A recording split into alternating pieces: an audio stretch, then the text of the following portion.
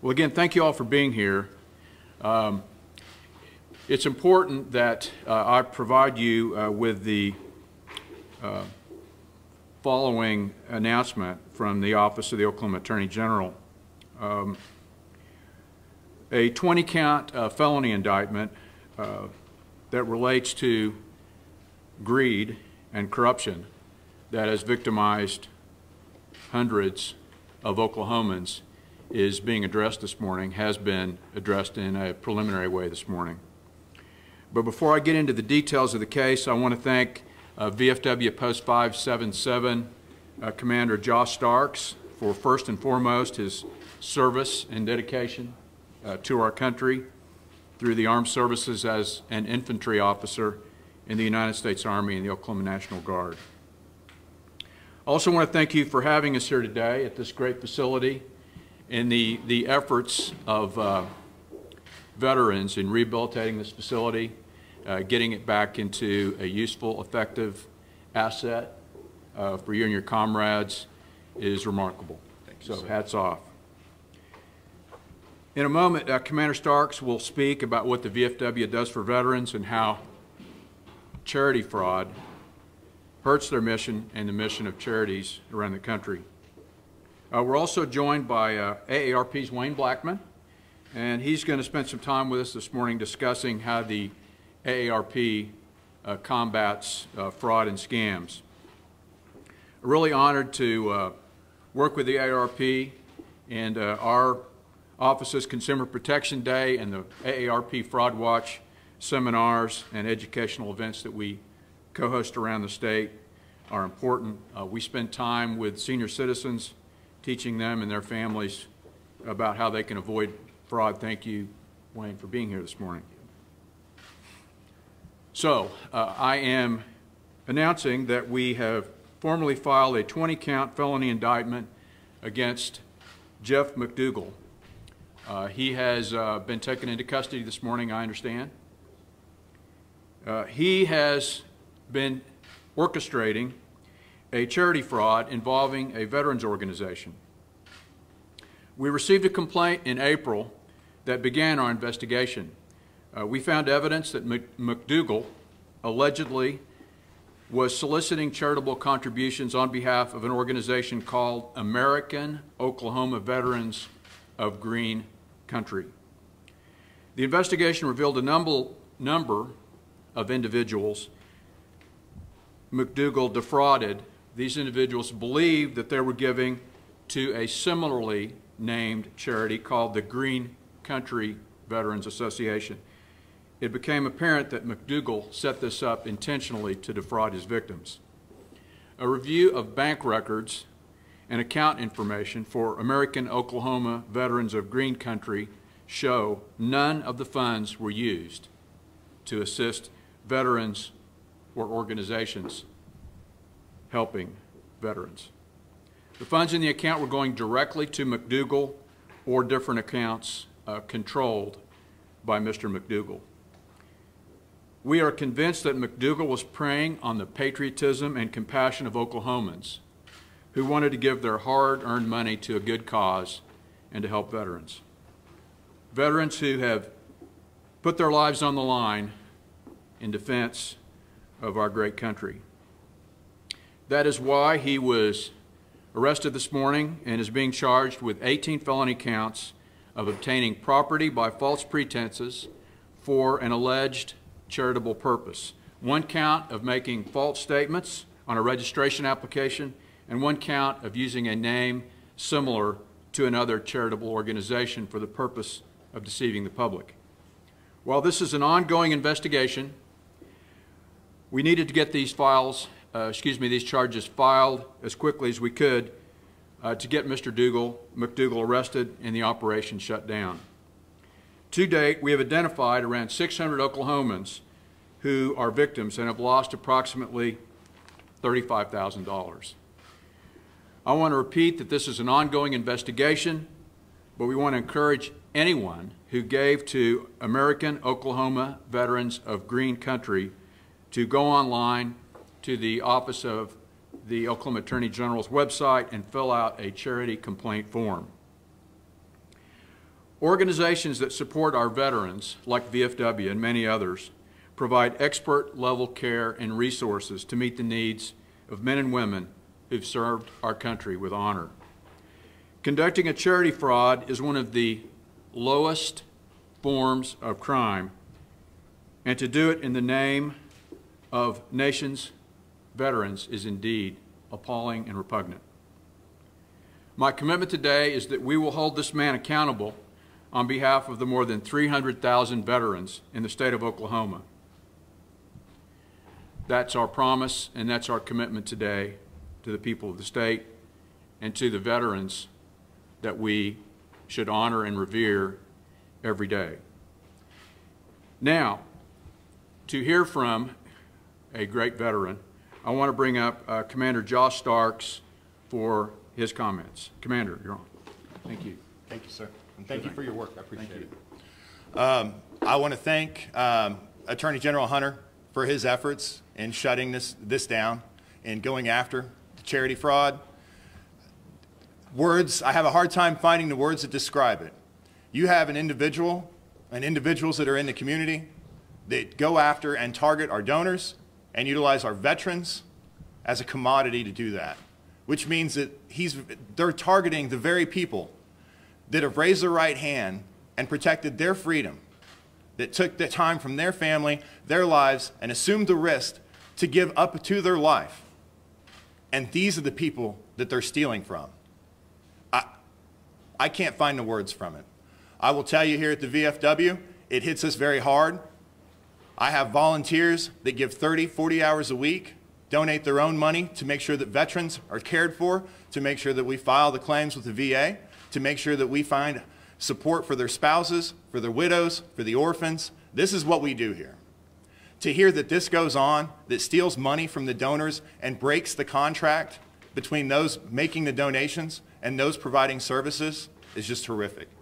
But I will say that it warms my heart to know that our Attorney General and the Attorney General's office is actively seeking these individuals. With that, I thank you. Sir. Thanks, Commander. Thank you very much. Wayne Blackman with the AARP.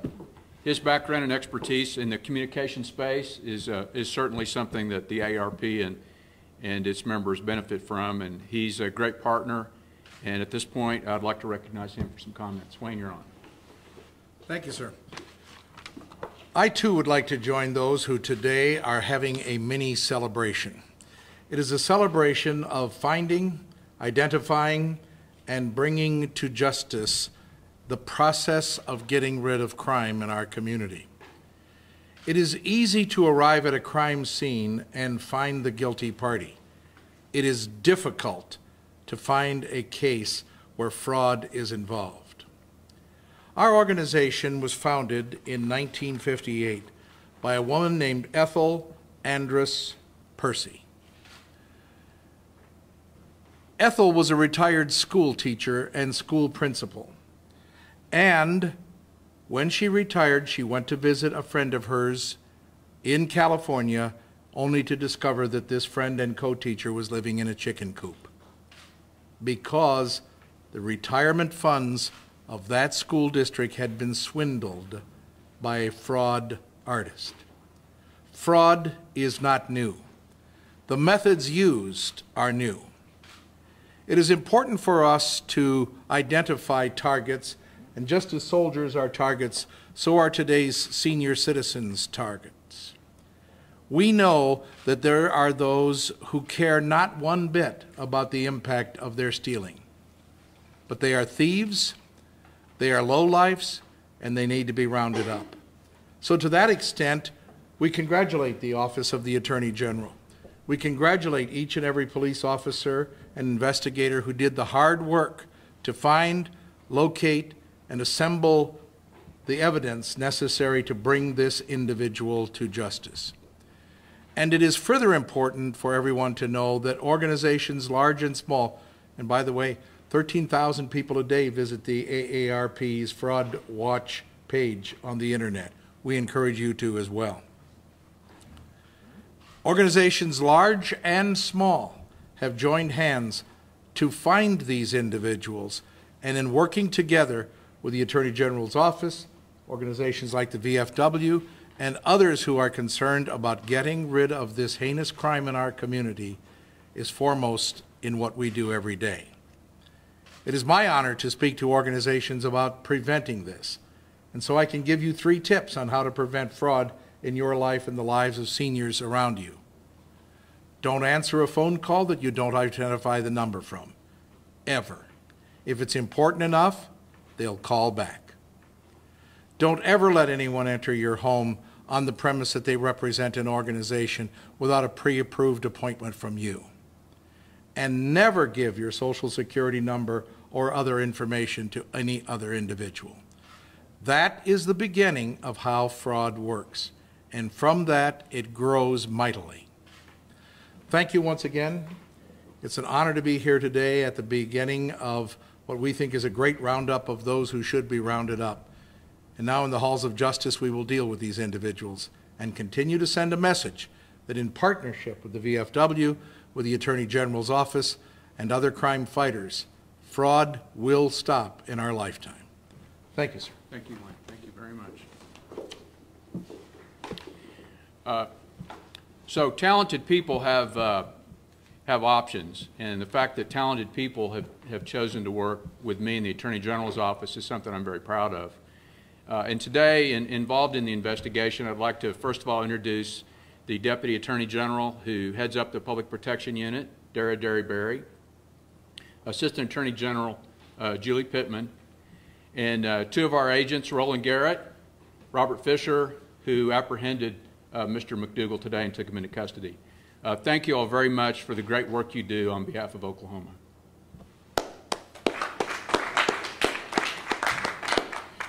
So with that, Wayne and Josh and I are happy to answer any questions that relate to this issue.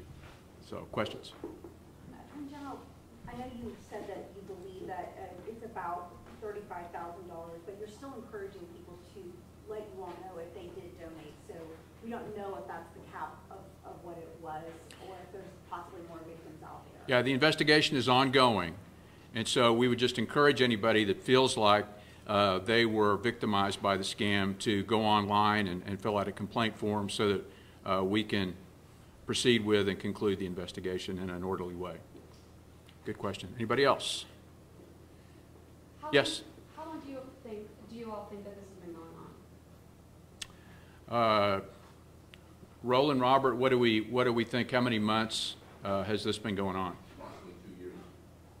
A couple of years. Other questions? Josh, do you get discouraged that frauds like this will make people hesitant to donate to legitimate veterans organizations? I never get discouraged, sir. We work too hard. We've been through too much. What I will say is it does breach the trust. And so we, as people do wrong, we as other organizations in the same community have to work to rebuild that trust and ensure that they feel confident donating money to us. Do you know of any other cases, and this may be a question for Roland, was he involved, like, have there been any past cases involving this individual that might have flagged something out that he had been involved? Roland or Robert, criminal record that we know of? Any criminal? No criminal record that we know of. Anybody else? Are there any other areas or people that are charities that they can donate to that they can trust? Who do you know? How do you know the difference between who you can trust and who you can't trust? So in order to do business in the state as a charity, you have to be registered with the Secretary of State's office. And out of an abundance of caution, you can go on the Secretary of State's website, and there's a list, I believe, Dara, of all registered charities that have the legal ability to do business in the state. And so that's the safest thing for people to do. If you're at all unsure about a charity that is soliciting you, just take the time, recess the phone call or the solicitation you get, and go online and check to make sure that that entity is authorized to do business in the state. Were all 600 veterans, or my understanding, we're not. It's 600 people who wanted to support the interests of veterans that were being falsely promoted by this group. And so whether or not the 600 are veterans is something we don't have a feel for. Robert? Yes, actually some of the donors that had a spouse or a relative that was veteran. So. Okay, good. Did Mr. McDougal say anything when he was taken into custody this morning? Did he have anything to say? Gentlemen? Robert Rowland? No. And Okay. do you know where he's in custody? Excuse me? Where is he in custody? At the David Elmont. Thank you. Was he running this out of his house or an office? Did he have an office? Are you at liberty to answer that question, Robert? And eventually it was at a location here in the city of Tulsa. Right now it's currently still in investigation as well. Anybody else?